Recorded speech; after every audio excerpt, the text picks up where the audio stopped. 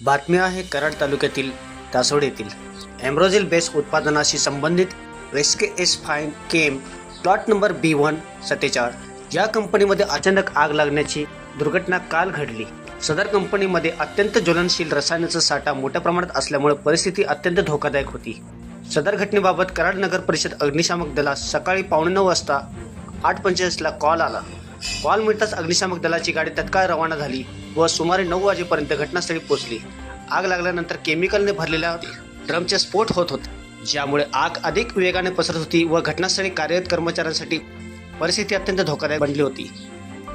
अशा प्रतिकूल व जीवघेण्या परिस्थितीत ही कराड नगर परिषद अग्निशामक दलाच्या टीमने धैर्याने व कौशल्यपूर्ण पद्धतीने कार्य केले।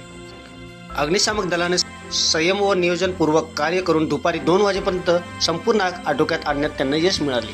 घटनास्थळी सहाय्यक म्हणून सह्याद्री साखर कारखाना, जयवंत शुगर तसेच अजिंक्यतारा साखर कारखाना यांच्या अग्निशामक गाड्या देखील दाखल झाल्या होत्या।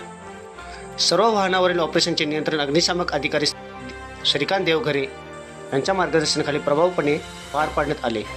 मोठे व आर्थिक नुकसान टाळण्यात कराड नगर परिषद अग्निशामक दलाची टीम कार्यरत होती। श्रीकांत देवघरे, अग्निशामक अधिकारी विनोद काटरे, लीडिंग फायरमन संजय अडसूळ, वाहन चालक Vikram Jadhav, fireman Satish Pawar, fireman Rahul Kamble, fireman Akshay Shelar, fireman Bharat Jawale, मदतनीस या सर्व या टीममुळे एक मोठी दुर्घटना होताना टळली आहे। या संपूर्ण महत्त्वपूर्ण अपडेटसाठी सतर्क इंडिया न्यूज कराड तासोड। अधिक अपडेटसाठी या आपल्या चॅनेलला लाईक करा, सबस्क्राईब करा आणि शेअर करा।